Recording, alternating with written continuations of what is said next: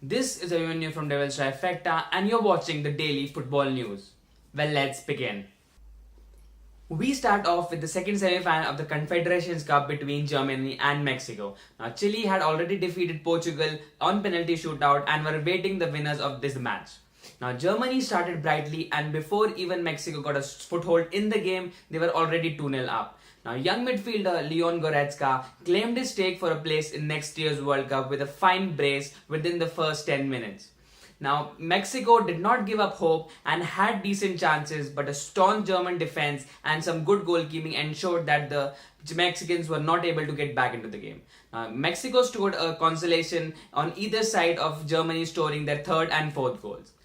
In the final will be two very different sides. Now, Chile have an experienced group of players who have won 2015 and 2016 Copa America, while it is a testament to the youth system of Germany that players come to audition in a tournament such as the Confederations Cup for the place in the World Cup. Now, hopefully, it will be a spectacle for the fans and a demonstration of how exactly the World Cup might be next year. From the Confederations Cup, we move on to some domestic news. Now, Paul Pogba, the French midfielder, has admitted to a sports magazine that his team Manchester United were not at their best in the 2016-17 campaign. But he has also said that history remembers the winners and he won 3 trophies this season. Now, this is especially a Mourinho-esque statement as the manager who prefers trophies moreover the way it takes to achieve them.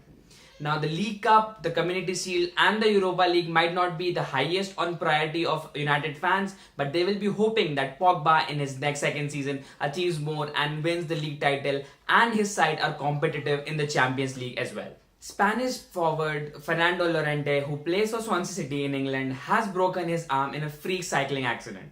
Now, this news was confirmed by his club on their website, and the striker is expected to miss the start of the season.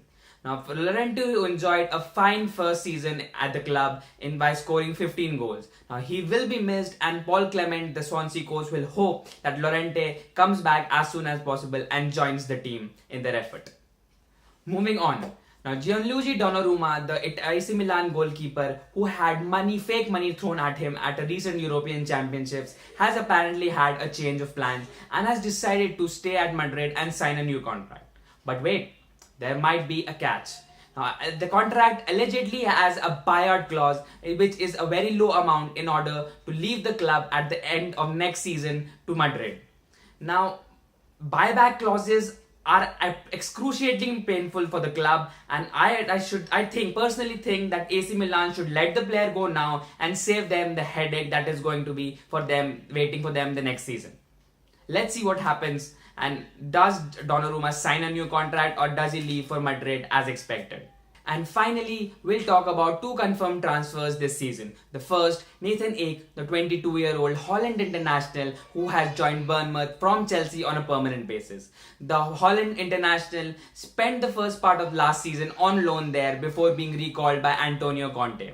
Now, at Chelsea, he saw his chances limited and decided that the best way for his future was to join Bournemouth on a permanent basis. Now, the fees is believed to be £20 million, which may seem a little high, but given his performances last season and the fact that he's just 22 and has a lot of time to develop, this fees might seem very little in the coming years. We wish all the best to the young Holland international and hope that he justifies his price tag next season. Now, we move on to the second transfer, which is of Enzo Zidane, Zinedine Zidane, the France legend's eldest son. Now, Zidane Sr. has decided that his eldest son needs to move on to further his career. Now, he believes that the current core at Real Madrid will not be able to make place for his eldest son. So the best thing for him is that he has been sold to Deportivo Alaves, who finished 9th in the league last season. Now, the agreement between the two clubs is believed to have a buyback clause because Zinedine Zidane obviously thinks that his son will come back for the club. Now, I might sound like a broken record when I say this, but Enzo Zidane should be judged based on his and only his footballing abilities. The fact is, too many times a legend's son is judged on their father's abilities and their career dies before it even begins.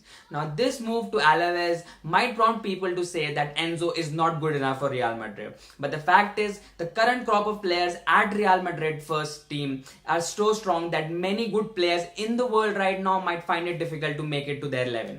So basically, the Zidane senior decided that it is time for his son to move on and find a club and prove himself elsewhere, hoping that someday he will be back for Real Madrid.